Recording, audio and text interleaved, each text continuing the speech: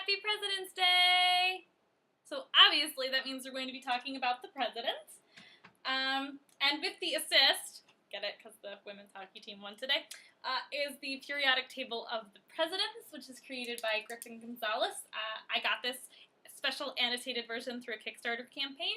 What I really like about the periodic table of the president is that it groups presidents not only by their time period, by what they were known for, as well as their legacy. So I think that's really interesting.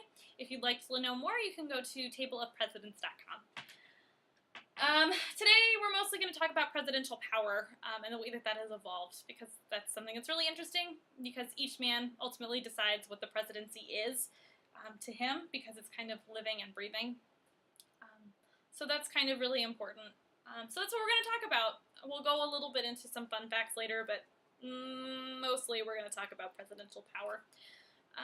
So presidential power as it is enumerated is actually pretty limited. Like, if we're going back to the constitutional roles of the presidency, we're talking like presidential pardons, like appointments to judgeships and appointments to the various cabinets. Foreign affairs, we talk about executive privilege and how the president is elected.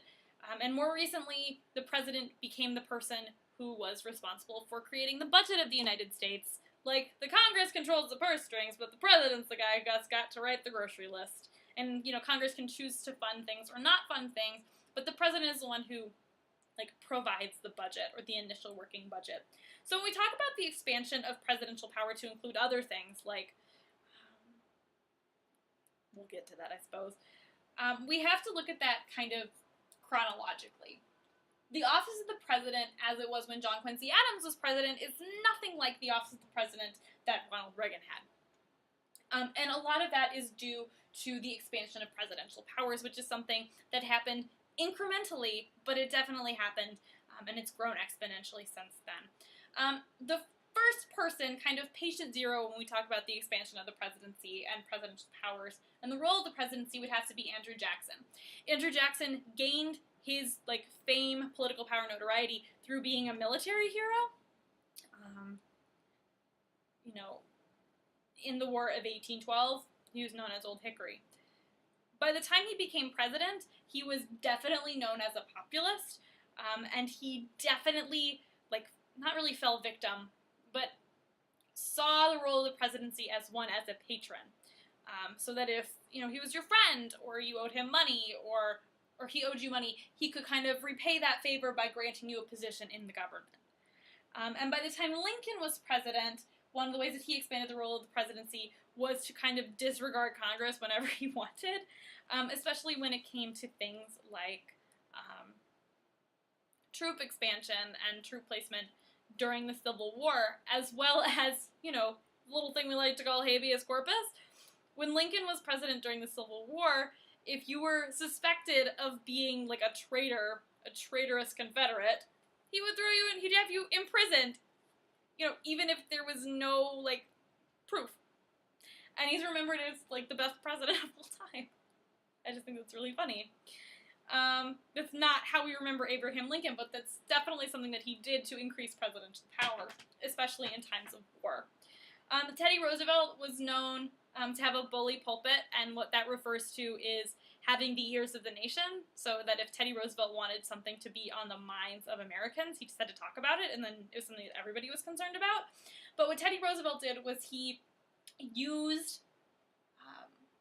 his power to get things that he wanted done through Congress, which is an exercise in soft power, which, if you're a dork like I was in high school and did debate, soft power is something you could talk about for about a bazillion hours, but we won't do that here. Basically, soft power is the power to influence, which is ultimately, like, what the president has in his role. But Roosevelt bullied Congress into getting things like the national parks built, and the Panama Canal kind of started. By the time Woodrow Wilson was president, Woodrow Wilson was an interesting fellow. He was definitely an intellectual. He was definitely kind of a snob about his being an intellectual. He had a degree in political science, and he wasn't afraid to let anybody know about his PhD. Which, there's nothing wrong with that, but it's just something that he was known for. By the time he was president, he was pushing Congress to pass legislation that was not only increasing his power like on a domestic level, but increasing it internationally as well. With World War II and the fact that he wanted to pass the start the League of Nations, something that Congress did not pass, but it's something that definitely got Wilson's attention on the international level by expanding his presidential power. So that, all these things in combination, by the time that FDR had his New Deal programs like the Works Progress Administration and the Tennessee River Valley Authority and all these different programs during World War II, yes, they were an expansion of presidential power, but they were not without precedent. And to today, the Affordable Care Act is kind of falling in vain with Johnson's Great Society, right? Which follows in the line of the New Deal. All these things kind of fall in line, so that, yeah, they're an expansion, but it's not unprecedented. It's not unwarranted because of what's happened in the past. And that's kind of the key to understanding presidential power, is that once something has been done, you can't go back from that. Precedent has been set. You think Martin Van Buren went into the House chambers and was like, listen, guys, here's the state of our union. No, that's a modern thing with the advent of television. I believe, I could be wrong, but I believe it was Harry Truman that did the first State of the Union address in the format that we know it now, coming into the House chambers, Mr. Speaker, the President of the United States, getting a formal invitation to speak on the House floor, the joint floor, but really it's in the House, whatever. You can't go back again, and I think that that's something that's really important, is that once the precedent has been set, you can't change it. You can't revert to having less power once you have more power. That's just not something that's expected. So by the time that the presidents are in the way that they are now, that's why presidential elections are so time-consuming, they cost so much money, is because the presidential power has increased by so much over the course of history. And because each man makes it what he wants to make it, the power just keeps growing and adding on. So I guess we'll talk a little bit, have some fun presidential facts, just a couple, because I don't want to make this go too long. Thomas Jefferson and James Madison were political allies, and they were once arrested together while taking a carriage ride through Vermont on a Sunday, because taking carriage rides on the Lord's Day was illegal.